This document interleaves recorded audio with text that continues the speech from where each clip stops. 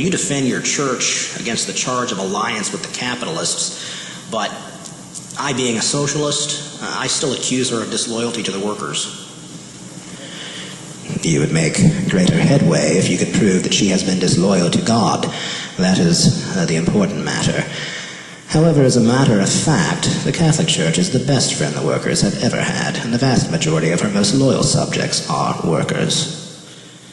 Well, say whatever you want, but capitalists eat bread in the sweat of the workers' brows. I mean, what is your church to say for the workers? Most of those whom you would call capitalists have their own anxieties and labors. Do not make the mistake of measuring all labor in terms of muscular power. A man's intelligence is capable of true work, and financial administration is not free from the sweat of anxiety. Meantime, the Church declares that the worker must be adequately rewarded for his services, and condemns the injustice and even virtual slavery too often present in the social system today. Pope after pope has insisted that a bare living is not a just return for labor. Every worker has a right not only to a living, but to a reasonable margin of comfort, with means to provide for his future and that of his children. And the economic situation must be so reconstructed that this is possible. Workers are nothing but slaves held in bondage. Their first and last thoughts, the fear of losing their employment. Well, I suppose we are all slaves of life in some sense. The worker fears loss of employment. The employer, too, fears the loss of his business and the fruits of his anxious investments. We all fear to be deprived of food and the necessities of life, and God intends us to work to live. But insofar as injustice enters into the present social order, the Church condemns it and demands that it be removed. Well, don't you think that employers take advantage of this fear of the worker? Not all do so. Many employers do not give a fair return for work done, and I have shown that the Catholic Church protests against such injustice. But the remedy is not to sweep the whole existing order away. Let us correct these abuses. In reality, the world is suffering precisely because it refuses to live according to Catholic principles, both religious and social. Well, has not the Catholic Church withheld the light of knowledge from the worker? She certainly tries to preserve her own children from the knowledge of evil, but she desires to hold from them no useful knowledge of all that is lawful. She teaches the workers to beg and to kiss the hand that smites them. She does not. She insists upon the rights and the true dignity of every man. But she certainly does teach respect for property, for lawful authority, the obligation of rendering an honest day's work for an honest day's pay.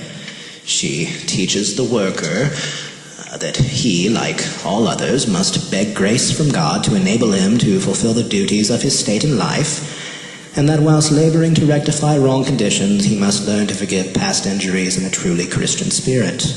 Why are all the clergy who preach social reform expelled from their churches? I omit any reference to other churches. Catholic priests may and do preach social reform, but they must preach social reform on Christian lines. No Catholic priest may preach social reform in the socialistic sense of the word according to the anti-Christian principles of, say, a Karl Marx. Any priest who would do so and persist in doing so would be expelled from the Catholic Church.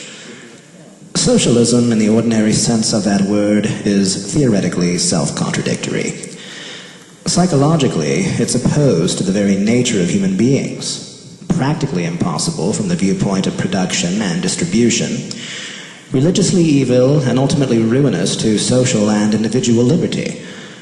A socialistic system is never likely to become universal, and sectional experiments in socialism have always failed. Well, I would like some further information on these matters. What does the word socialism mean to you? Well, here is a dictionary definition with which I agree. Socialism is the name given to any one of various schemes for regenerating society chiefly by a more equal distribution of property possessed and regulated by state authority. Well, would you say socialism is a religion, or a form of government, or a state of society? For some socialists, it's all three. For others, it is a form of government leading to a state of society, either abstracting from religion altogether or definitely hostile to it. Or will you apply these same questions to capitalism?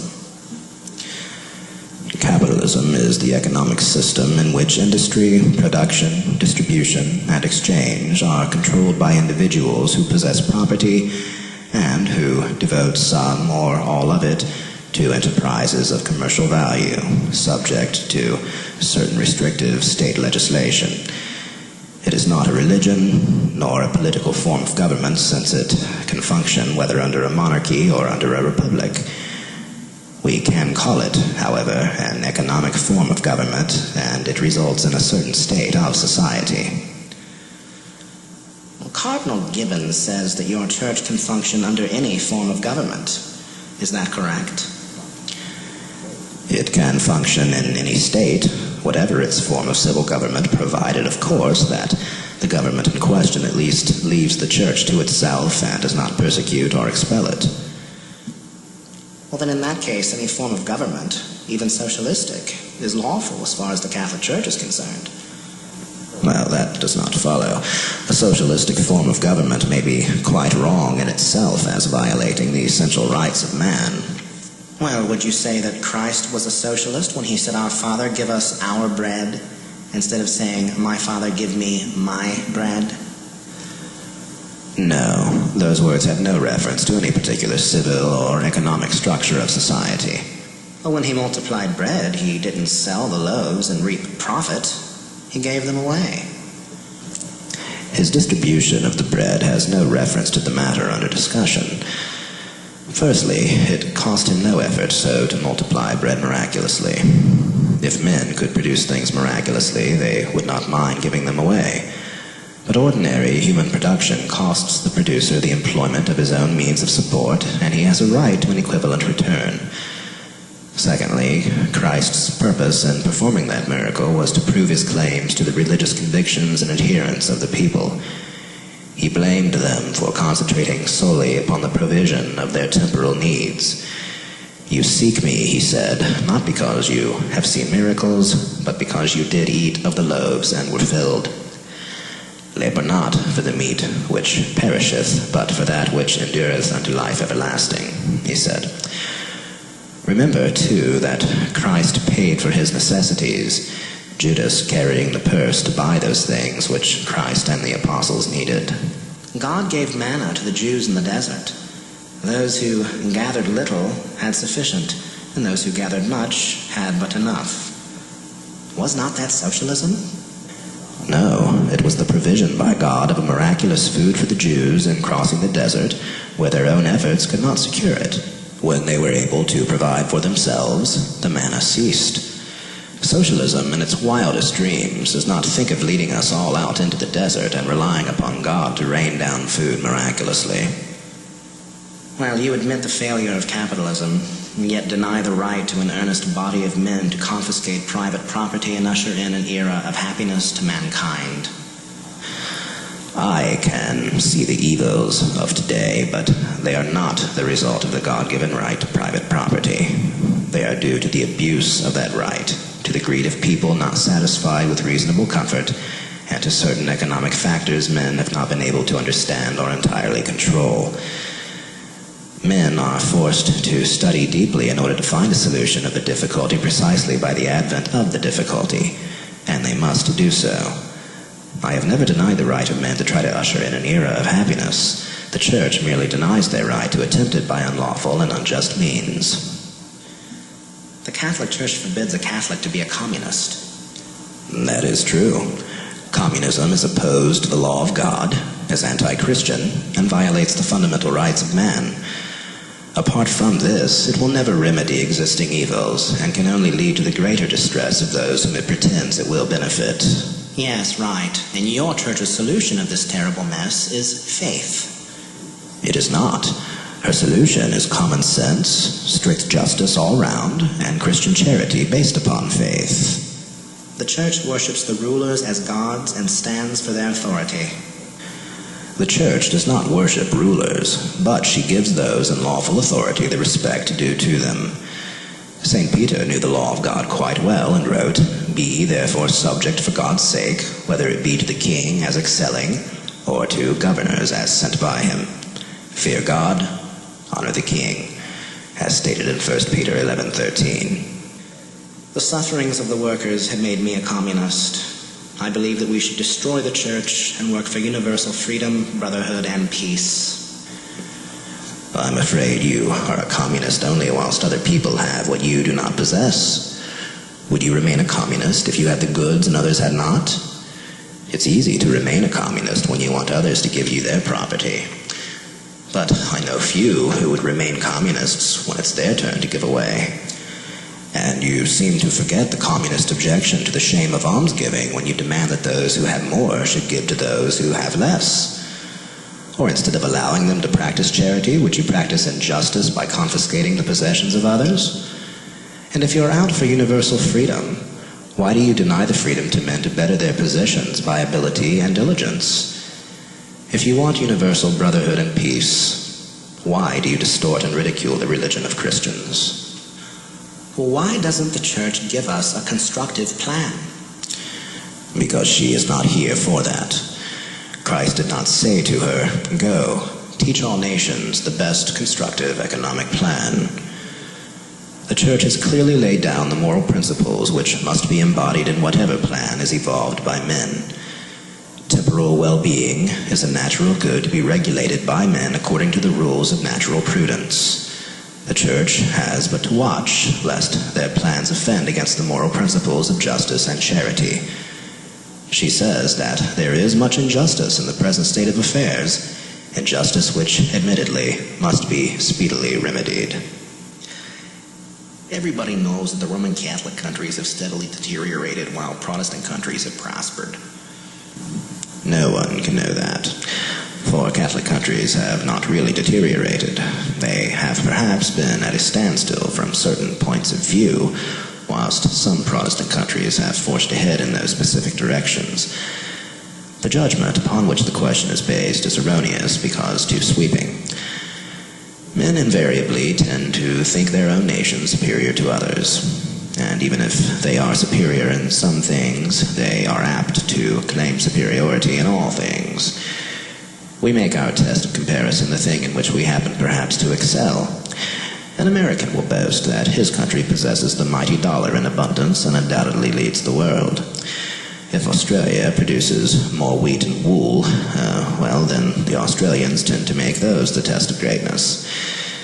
Did we produce more battleships? Well, battleships would then be the test. But it is a fallacy to see our good points and overlook the good points others possess and which we do not possess.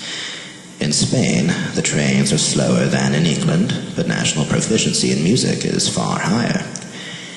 In material and industrial progress, apart from its disastrous consequences, England and Germany had the coal and iron. The southern countries lacked these things. The age of inventions was bound to benefit more the better adapted countries from a geographical and geological point of view. The Reformation, above all, helped in England. The confiscation of church lands and property enriched the few and had capitalists ready to finance the great industrial enterprises. In Catholic countries, the wealth was more evenly distributed, and no group of individuals was in the position of the wealthy of England. But the swing of the pendulum is altering things under our very eyes. Industrialism and capitalism are failing. Italy is rising, still remaining Catholic. England is falling. No one could maintain that she holds the dominant place amongst the powers she once held, and her internal miseries are much greater than many suspect, with the poverty of the masses, vast unemployment, and indescribable slums in all her greater cities. I am just facing facts impartially. The material and industrial progress of Northern European Protestant countries was due chiefly to geographical, political, and racial factors. If religion had any influence at all, it was because Protestantism had not only made men lose faith in supernatural claims of the Catholic Church, but tended to unbelief in the supernatural altogether. Protestantism has certainly tended to make men lose sight of spiritual things, diverting their attention to natural and material things as being more important. I confine this to material and industrial progress. In other matters, however, there has been retrogression and deterioration not found in Catholic countries, above all in domestic and social ethical standards. I have no time to give you more, but I have indicated something of the vastness of the question. This matter, of course, has no bearing on the truth or otherwise of the Catholic religion. We can't have the Catholic religion true when Spain was dominant in the 16th century, and the same religion false when England happened to be dominant in the 19th century. I am sure you see that. Catholicism must be judged on its own merits as a religion, not from the material fluctuations of nations and things mutable of their very nature.